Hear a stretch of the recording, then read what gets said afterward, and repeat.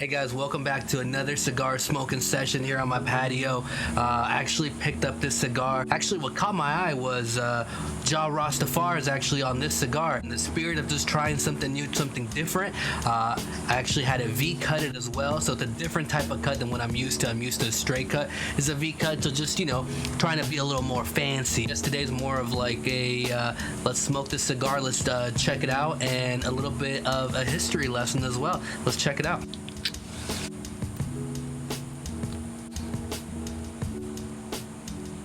I know we talked about the Maduro cigars and we talked about the light and mild cigars. As you can see, this one's basically black. It's a little more like full body. It's a little more intense, but the flavor's good. The flavor's there. So this is something that So what I'm trying today is actually a V cut. So there's a straight cut, which I showed you guys last time. That's the one you just kind of scalp off the top. And there's different cutters. Like I said, I have a straight cutter. But you can buy a V cutter, you can buy a punch and do all that. This is my first time trying a V, and honestly, I don't really see a difference. I mean, they pull the same. This one's just different. On the band is actually Jah Rastafari. I'm sure you guys have heard the name Rastafari, and you guys think that maybe has something to do with dreads and Bob Marley and smoking weed and all that. But really, the history of Jah Rastafari is actually pretty interesting, and I'm gonna share it with you guys. So if you guys don't like history, this is the time for you guys to leave. All those who like history, go ahead and tune in, because this is gonna be fun. I'll make it short, I'll make it sweet, I'll make it simple. And these are all broad strokes. I would love to hear if you guys know more about it. Again, this is just a little that I know about Jah Rastafari. Okay, so this guy, Jah Rastafari, or Haile Selassie as he's better known, is actually was the king of Ethiopia. A lot of Jamaicans who follow the Rastafari believe that he was actually the Messiah, Jesus, reincarnated, returning to earth. So they thought he was a descendant of the Queen of Sheba and King Solomon. Now, King Haile Selassie actually denied this a few times, but people still believe that he was the Messiah reincarnated back on earth. Why? Two reasons. Number one, this guy, Marcus Darby. So he actually wrote kind of like a prophecy. In that prophecy, he actually said, "Look to Africa, when a black king is crowned, deliverance is at hand."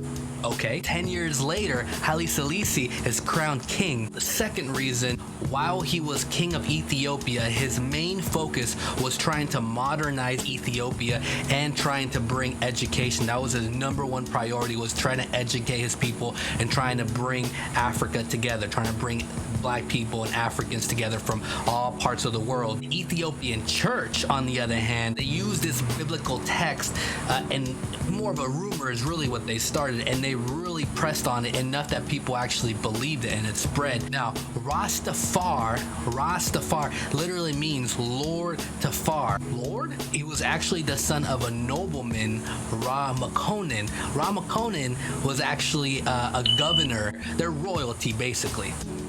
The cigar is really, really good, guys. Anyways, back to the story. After dealing with an Italian invasion, winning Ethiopian freedom, they have their own church, their own Ethiopian black church, so there's no white control there. After a Time magazine article on him, coincidentally after Marcus Darby's prophecy, certain Jamaicans ran with it. They felt that deliverance was at hand. They felt like this was the Messiah. A lot of coincidences they ran with it. Now, when people say Jah Rastafari, it literally means Jah is short for Jehovah, or another name for God. So God, Ra is Lord, Stafar. So they're literally giving praise to him.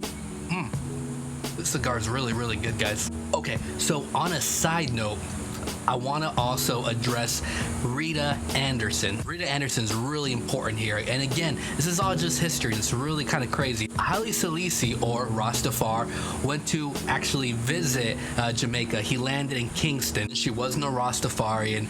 She just really wanted to go and see this king, wanted to see the guy. It was a huge thing. Everybody went to go see this guy if you could. After it was over, after he left or whatever, she went back home and she was really moved by the movement. And she went and told her boyfriend about it, and how when he waved, she could see his stigmata, or the holes of where Jesus had been crucified.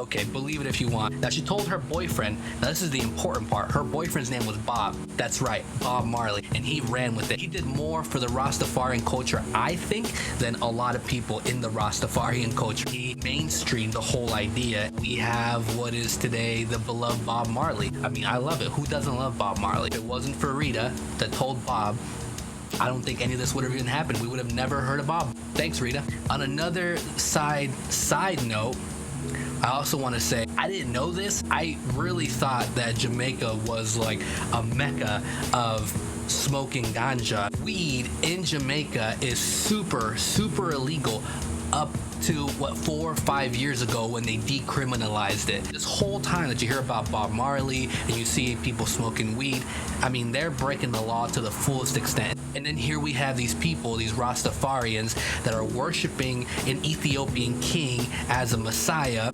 and smoking a lot of weed.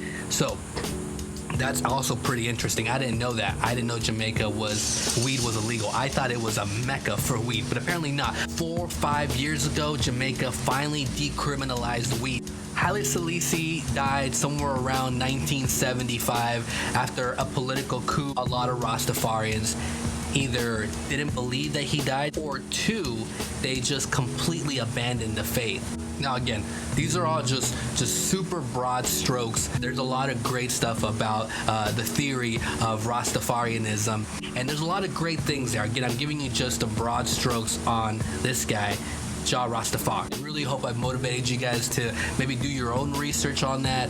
If you have any other information, I would love to hear. Go ahead and comment new things. Again, I don't know everything. This is just what I know about Jah Rastafari. It's kind of funny to think that Ethiopian king, his main focus, number one focus, was on education, educating his people, become a lawyer, become a doctor, become an actor, become this, become that, but focus and go to school. His main focus was to establish colleges and universities to become a contributing member of society and move your people forward. I don't know how the weed thing plays into this, how Rastafarians connected weed to Jah Rastafari. I can assure you, Jah Rastafari was probably not a weed smoker, okay? Again, I don't really know how that got connected, so if you guys know how that got connected, that would be an awesome thing for me to know. That's just the information that I know based on history of the man, Haile Selassie, the king of Ethiopia. So that's really it, guys. I hope you guys enjoyed it. I try and make it as short, sweet, and simple. Again, these are broad strokes. I'm going to continue to enjoy this cigar because this cigar is